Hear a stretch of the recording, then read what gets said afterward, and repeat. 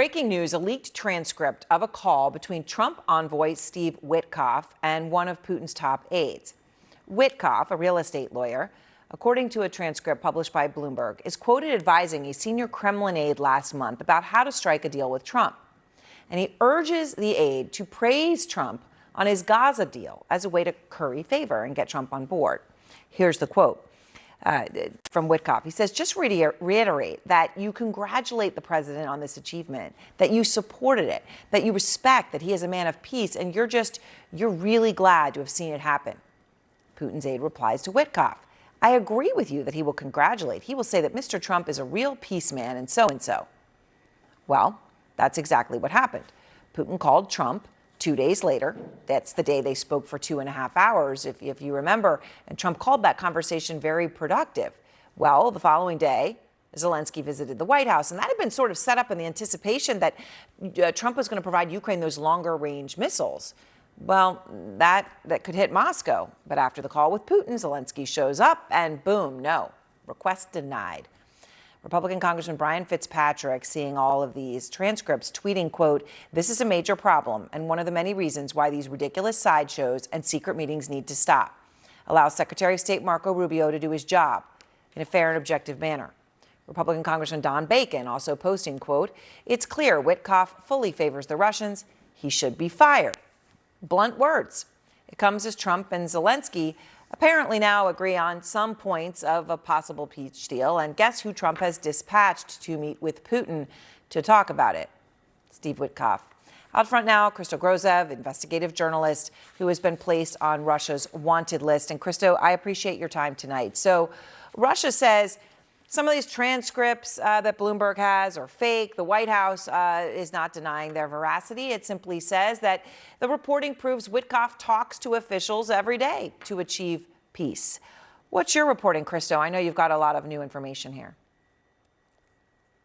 Well, first of all, this is probably an unprecedented leak from my experience. I don't think we've ever seen a combination of two leaks. One is a call between Witkoff and Yuri Ushakov, the senior advisor to President Putin. But the other one is between two Russian officials, the Kirill Dmitriev, who's the official negotiator on behalf of the Kremlin with the United States on all matters relating to peacemaking in Ukraine, and Ushakov, again, the top senior advisor to Putin.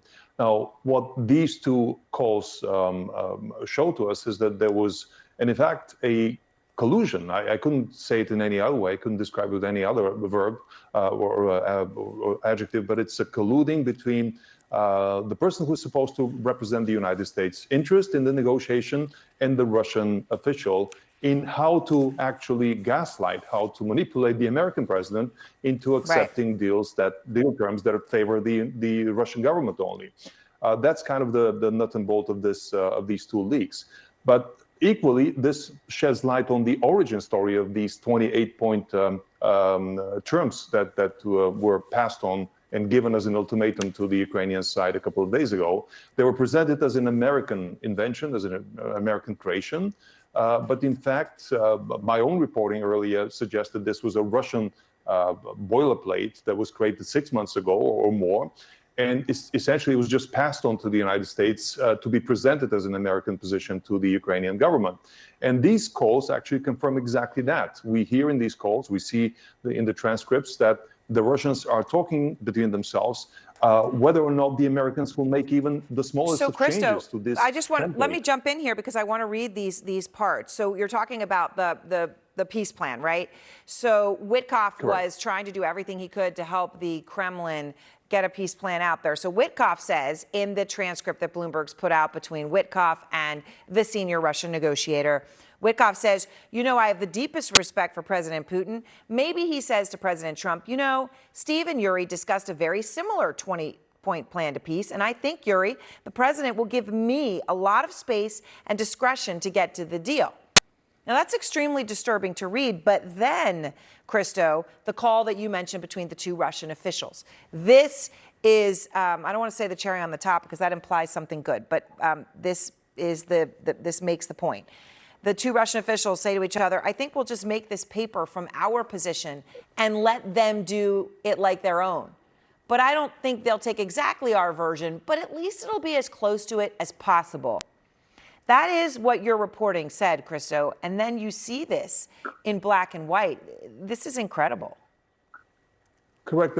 I need to correct a little bit the translation that Bloomberg published, because the real translation of the Russian is, let's give them our version and they'll pretend it's their own. They'll make it as if it's their own. And these are really disturbing words.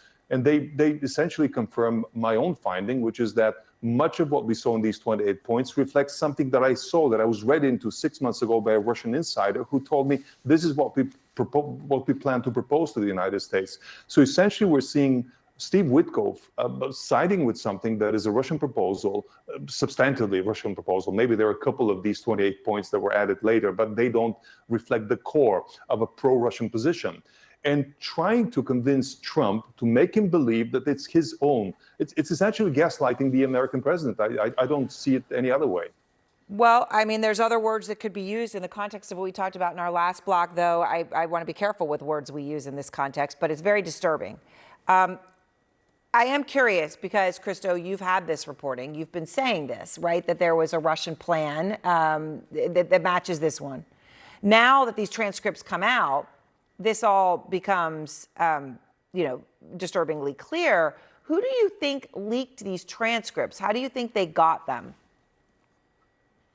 Well, what we can be sure is that it's not a U.S. leak. I cannot see any situation in which a U.S. entity such as the NSA would consider leaking this, considering that there's an American government official on the calls. But we have at least two other strong candidates for this leak.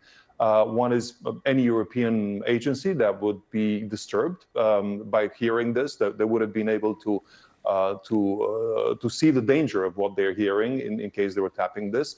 And the second one would be an actual insider in the Kremlin, one of their intelligence services that are trying to torpedo the peace process or any semblance of a peace process.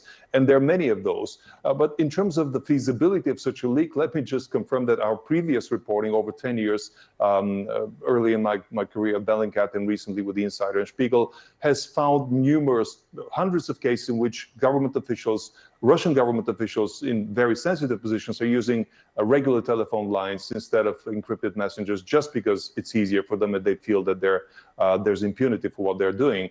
And such regular telephone calls can be intercepted and decrypted by most European agencies. So it's either a European country or the Kremlin or an insider of the Kremlin that leaked this, in my view. All right. So, Christo, Trump was just talking on Air Force One. He just went down to Florida for the Thanksgiving holiday. And he is saying that Russia's making big concessions in all of this. Here's what he just said. The concessions, their big concession is they stop fighting and they don't take any more land.